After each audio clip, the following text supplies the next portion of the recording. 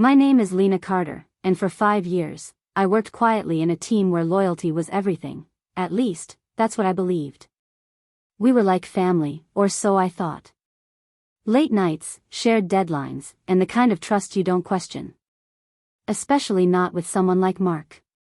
He wasn't just my teammate. He was the one who always said, "We're in this together." I believed him. I covered for him when he missed deadlines, stayed back to fix his mistakes, and even defended him when others raised concerns. But that morning changed everything. Our manager called an emergency meeting. The room felt colder than usual. Everyone was there. And then Mark spoke. Calm. Confident. Controlled.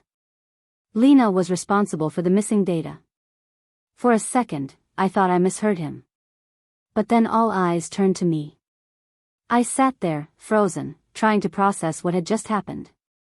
Missing data? That project was my responsibility, yes, but Mark had full access. He worked on it with me every single day. My heart started racing, but I didn't speak immediately. I watched him. The way he avoided my eyes. The way he kept his voice steady, like he had rehearsed this moment. Our manager looked at me, waiting for an explanation. But I knew something wasn't right. This wasn't a mistake. This was deliberate. Still, I kept my composure. "I'll review everything and get back with a full report," I said calmly. No anger. No panic. Just control. Inside, though, something had shifted. This wasn't just about work anymore. This was. The meeting ended, but the whispers didn't. I could feel them following me back to my desk. People who once trusted me now looked unsure. Doubt spreads faster than truth. And Mark knew that. He walked past me once, didn't stop, didn't say a word. That silence said everything. I opened my laptop and began reviewing the files. Every version, every edit, every timestamp. I wasn't looking to defend myself anymore. I was looking for P. I accessed the back-end system, something most of the team didn't even know how to use. It took a few minutes, but then I found it, the activity logs. Every action, every change, every deletion was recorded there. And there it was. Mark's user ID. Multiple entries. Late-night edits. File removals. Even timestamps that proved I wasn't even online when the data disappeared. I leaned back in my chair, staring at the screen. This wasn't just negligence. This was planned. Carefully executed. He thought no one would check.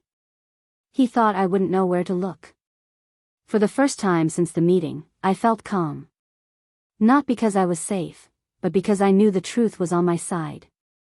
But I didn't rush to expose him. Not yet. I knew one thing, truth alone isn't enough. Timing matters. I needed more than logs. I needed context. Motive. Something that would make everything undeniable. So I started going through old emails, shared documents, internal messages. And slowly, a pattern began to form. Mark had been shifting responsibilities onto me for weeks. Subtle changes. Small things. Things no one would notice unless they were looking closely.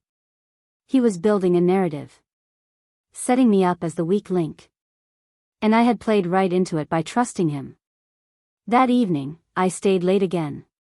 But this time, not to fix his mistakes. To understand them. I reviewed a proposal we had submitted last month, the one that got rejected. At the time, Mark blamed me for incomplete data. But now, looking closer, I saw inconsistencies. Numbers that didn't match. Sections that had been edited after I submitted my part. I checked the edit history. Same pattern. Same user ID. Mark. It wasn't just one incident. This had been happening for a while.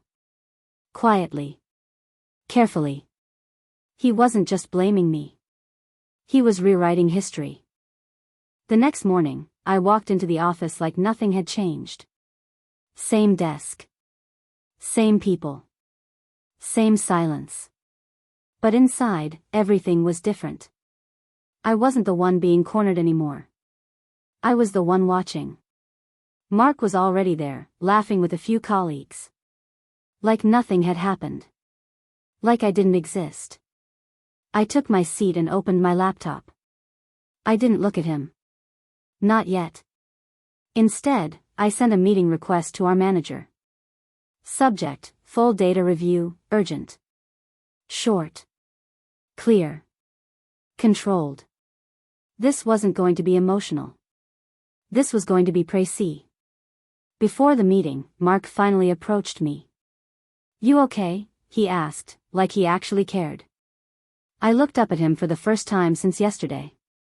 His expression was neutral, but there was something behind it. Calculation. I gave a small nod. "Just reviewing things," I said. He smiled slightly. "Good. Because this could get serious." Then he walked away. That was the moment I knew, he thought he had already won. He thought I was still trying to defend myself. He had no idea I was preparing to expose him. Part 9, 1 minute. The meeting room felt different this time. Smaller. Quieter. Our manager sat across from me, waiting. I placed my laptop on the table and took a breath. "I've reviewed the data," I began. No hesitation. No emotion. Just facts. I started with the logs. Then the timestamps. Then the edit histories. Step by step. Clear. Structured. Undeniable. I didn't accuse. I presented. And then I showed his user ID. Repeated. Consistent. Linked to every missing file. The room went silent. Not shocked. Not confused. Just still. Like everything had stopped at Ankh. Mark was called in. He walked in confidently, like before. But this time, the room didn't welcome him the same way. He looked at me, then at the screen, then back at our manager. For a moment, he said nothing. Then he tried to explain. There must be some mistake, but his voice wasn't steady anymore. Not like before.